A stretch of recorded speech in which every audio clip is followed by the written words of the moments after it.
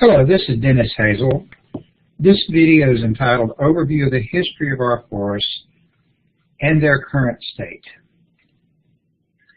The objectives for this video are to briefly review the history of our forests through the early 1900s and discuss how they've developed, and to look at man's impacts on the forest. And we want to start with a look at our physiographic provinces of North Carolina.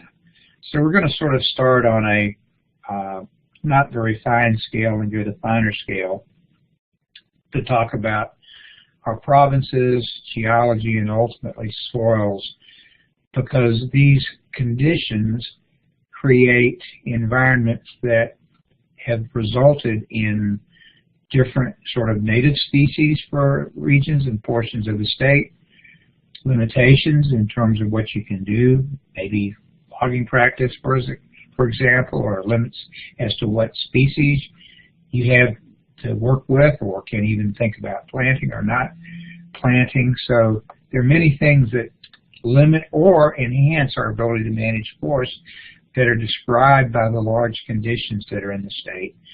And we'll start with the physiographic provinces. And we'll start in the coastal plain. In the coastal plain, we have what's called the upper coastal plain and the lower coastal plain, and the upper and lower refer to elevation, not latitude. These are areas, the portion of the state that was under the ocean in more recent years, relatively speaking, in terms of geologic time scale. So these are sedimentary soils. And again, there are differences in what you can do and not do. This is probably, our upper coastal plain is the best pine management portion of the state, commercial stands of pine that we manage for saw timber. Conditions tend to be much wetter down here with more poorly drained soils in the lower coastal plain. And again, all coastal plain, but very different. And by the way, these are the, as you look at the legend, these would be the coastal islands here. Then you have a small area of the state. It's known as the sand hills. You have deep sands, relatively unproductive soils from an agriculture perspective. But this is where most of our remnant stands of longleaf pine occur in the state. And interestingly enough, the biodiversity in those stands is some of the highest anywhere in the nation. Although when you drive through them, you tend to think of them as sort of pines and scrub oaks. But that's the Sandhills region. Then the Piedmont, the center part of the state, with clay soils, a lot of erosion that's occurred, which we'll talk about. This is also the zone of the state which has our highest density of population and fastest growth. Okay, for instance, if you come down Interstate 85, Raleigh, take 40, you go up through Durham, north of Chapel Hill, over to the Triad area where you have Greensboro, High Point, Winston-Salem, down through Salisbury, Concord, and eventually into Charlotte down here, the so-called Piedmont Crescent. And again, the demographics of the state, in terms of things like population density, tend to influence what we do and don't do in forestry, as we'll discuss later in the semester. And these are the Blue Ridge Mountains, higher elevations, steep slopes, some terrific areas for growing hardwoods, but different pines than we have in the other parts of the state. Then we can look at geology. And these are the gross geology classes for the state. And you can see in the yellow where the coastal plain is, and the Blue Ridge Mountains, and the Blue Ridge Belt. A couple of interesting features that are worth mentioning is this region right here, if you look up the legend, is for the Triassic basin, in which you have Triassic soils. This was an area that actually ended up in a period earlier of large-scale earthquakes and other factors ended up being a lake that was supposed to have been a couple thousand feet deep and eventually filled in with clay soils from the uplands that have very different characteristics than the clays on either side. And just to orient you, if you're going down Interstate 40 towards the airport, the Harrison Street Bridge is at the eastern edge of the Triassic Basin. So when you head west on 40 and go down the hill to Crabtree Creek at the bottom of the hill towards the airport, you're now down in the Triassic Basin. Chapel Hill is on the western edge of the basin. Got the towns of Sanford down here. But this is a good illustration of the kinds of differences geology tends to make. The Triassic Basin has clay soils, as you would east around Raleigh or over toward west of Durham, that might sort of look like they're essentially the same, red clays. But the clay soils in the Triassic Basin have a very high shrink-swell ratio, and consequently make very, very poor stands for logging in wet weather. So there's an example of how one geologic feature impacts what you can or cannot do in terms of harvesting practices. So it's important to understand that the geology of the state has really contributed towards the diversity we see, and we'll carry that a little bit further, where the geology is broken down into even broken down finer into other types, and ultimately you get to soils, which we'll talk about later. So now we want to talk about mankind's occupation of North Carolina and his or her impacts on our forests, and we'll start with pre-colonial times.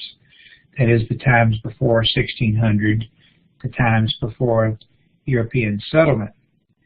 North Carolina is considered to have had about 30,000 Native American inhabitants, which were known as woodland Indians.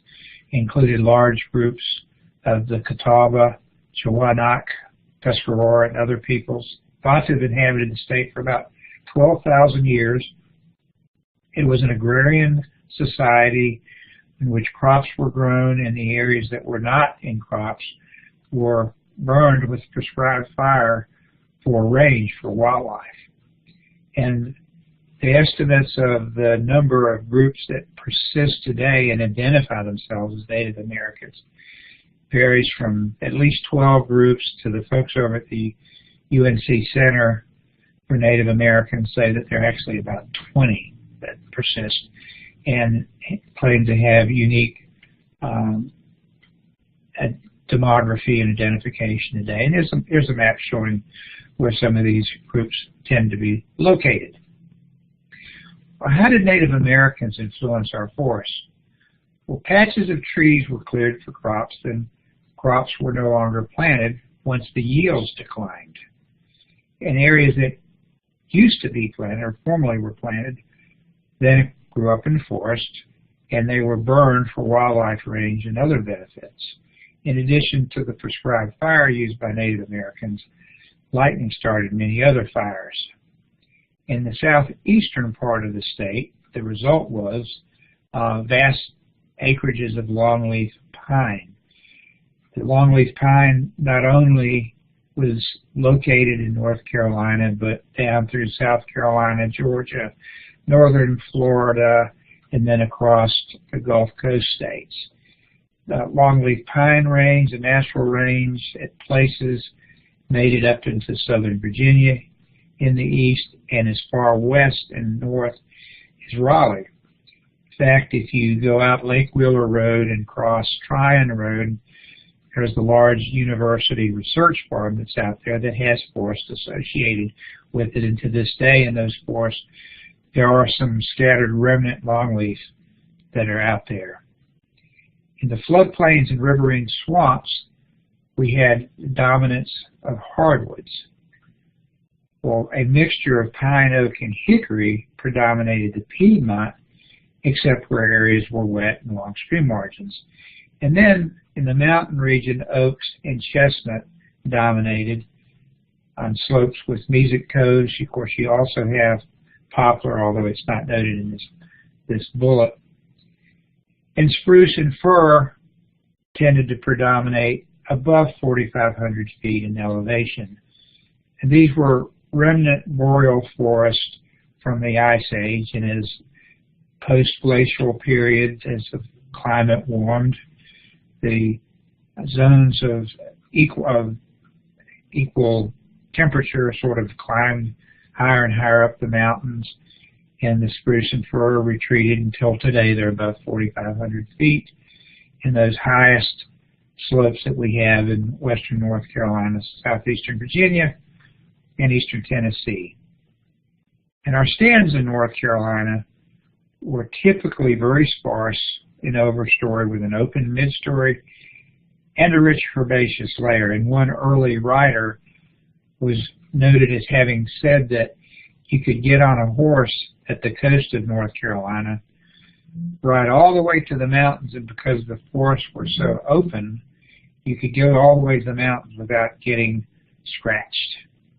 I don't know if that's true or not, but at least that was noted by one writer.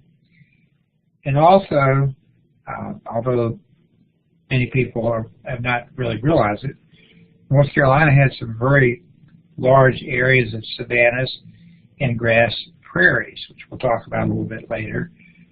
And there's an effort now to restore some of those. And you may be familiar with the Prairie Ridge area where they're doing that out across from the Shank Forest, west of Blue Ridge Road. This is a very, very early map of representing some of the early explorations of North Carolina. This map is sort of oriented 90 degrees clockwise than you would expect it to. These are latitude marks here, which so that direction of the mouse would be traveling north. This would be west, and this would roughly be the divide between North Carolina and Virginia, and you can see it says Carolina and Virginia there. Now this is, I think, the Roanoke River here. And the mountains apparently are about as far as they made it. But the point is to note this region right here, Savane. This was a large savanna.